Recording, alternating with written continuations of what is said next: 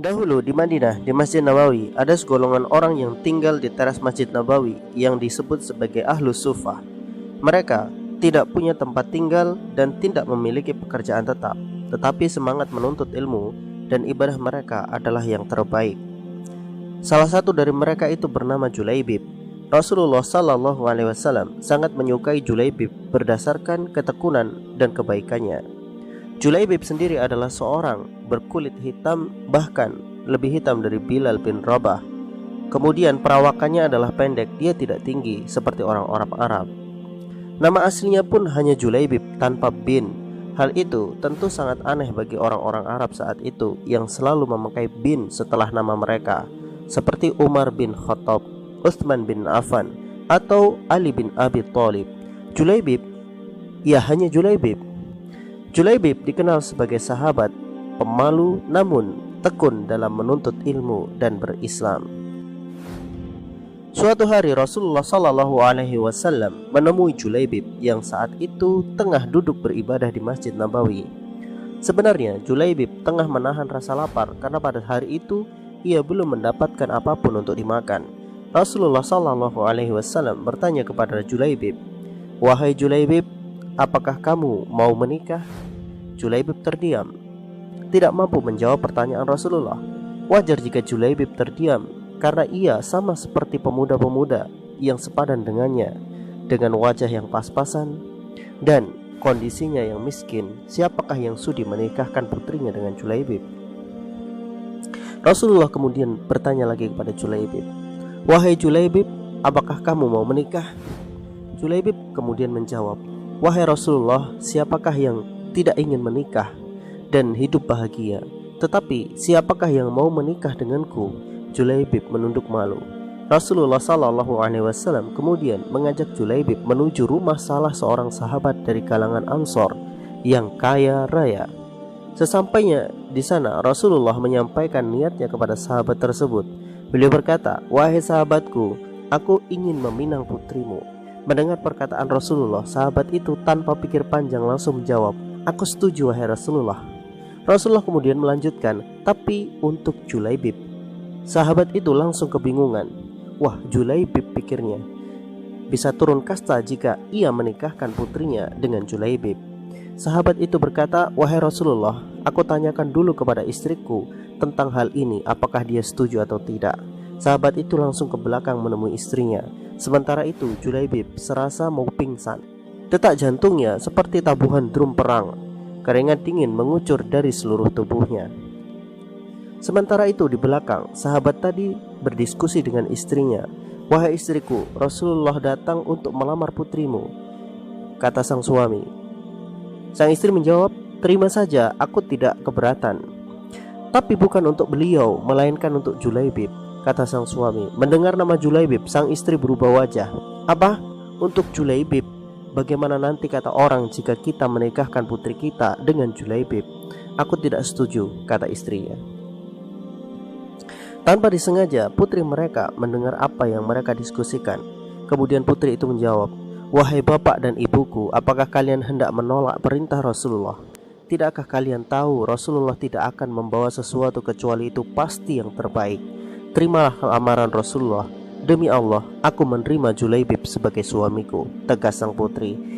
Masya Allah, inilah wanita soleha. Dia tidak melihat seseorang pria dari tampilan fisiknya, apalagi harta bendanya. Mereka hanya melihat kebaikan dan kesolehan laki-laki yang melamarnya. Dan bagi kalian para laki-laki, jangan bermimpi mendapatkan wanita soleha hanya dengan berhayal dan melamun saja. Perbaiki diri kalian. Jangan berpikir bahwa semua wanita selalu melihat rupa dan harta. Jodoh tidak pernah tertukar. Kalau tertunda mungkin, kalau telat mungkin, juga bisa jadi. Tetapi janji Allah itu jelas. Wanita yang baik untuk lelaki yang baik, wanita bezina bagi lelaki bezina.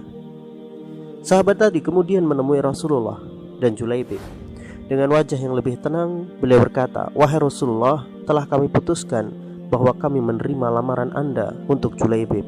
Sekarang kami tunggu tanggal pernikahannya." Itu keputusan Julaibib. Mendengar jawaban sang bapak, Julaibib bagai ketiban durian 1 ton.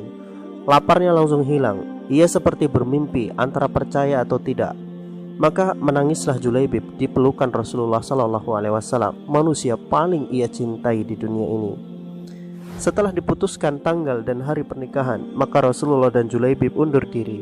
Dalam perjalanan pulang, Julaibib hanya bisa bersyukur kepada Allah atas semua karunia yang telah Allah berikan kepadanya. Dan karunia yang terbesar bagi Julaibib adalah disayangi oleh Rasulullah.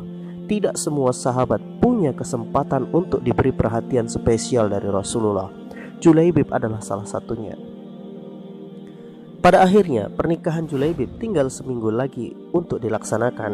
Kabar pernikahan Julaibib dan putri yang cantik tadi telah menyebar di seluruh penjuru Madinah. Sebagian besar orang-orang Madinah memuji akhlak sang putri yang telah menerima lamaran Julaibib sebagai bukti keimanan di dalam hatinya, yang kemudian membuat perilakunya menjadi wanita yang sangat soleha. Rasulullah pun sampai-sampai mendoakan kepada wanita soleha itu dengan doa beliau, "Ya Allah, limpahkanlah kebaikan atasnya dalam kemudahan hidup yang penuh berkah. Jangan kau buat hidupnya susah dan payah." Semakin mendekati hari pernikahan, Julaibib semakin bingung.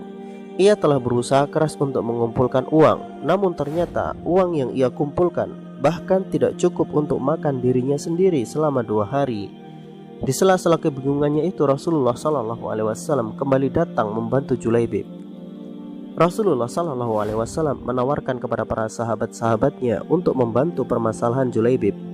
Dengan ringan tangan para sahabat menyumbangkan uang mereka untuk Julaibib sehingga terkumpul lebih dari 100 dinar, dan itu cukup baginya untuk membeli mahar dan pakaian pengantin. Ketika Julaibib hendak belanja keperluan pernikahannya, tersiar kabar bahwa Rasulullah telah menyiapkan pasukan untuk menghadapi kafir Quraisy di medan Uhud.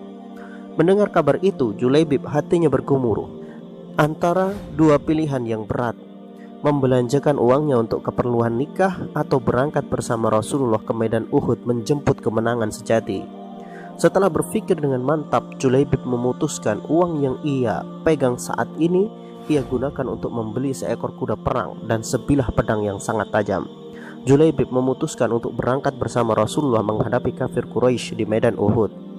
Ketika perang terjadi, Julaibib bersama pasukan yang lainnya dengan gagah berani menghadapi kafir Quraisy. Bahkan ketika kaum muslimin terdesak akibat serangan mendadak dari belakang bukit Uhud yang dipimpin oleh Khalid bin Walid yang saat itu masih belum masuk Islam, Julaibib tidak mundur dan tidak berpikir untuk mundur, sehingga pertempuran usai. Jumlah kaum muslimin yang gugur cukup banyak, hampir seimbang dengan pasukan Quraisy. Di saat itulah Rasulullah SAW dengan wajah yang sangat cemas, beliau bertanya kepada para sahabatnya, "Apakah kalian kehilangan orang?" tanya Rasulullah. Para sahabat menjawab, "Tidak wahai Rasulullah, kami telah menemukan saudara-saudara kami." Rasulullah berkata, "Sungguh aku telah kehilangan seorang Julaibib. Carilah ia sekarang." Rasulullah SAW benar-benar cemas dengan seorang Julaibib. Tiba-tiba salah satu seorang sahabat berteriak, "Julaibib ada di sini wahai Rasulullah." Rasulullah segera menuju tempat itu, dan beliau dapati tubuh Julaibib tertelungkup penuh dengan luka, tusukan, dan tebasan pedang. Di sekelilingnya ada 7 mayat orang-orang kafir Quraisy yang diduga mati di tangan Julaibib.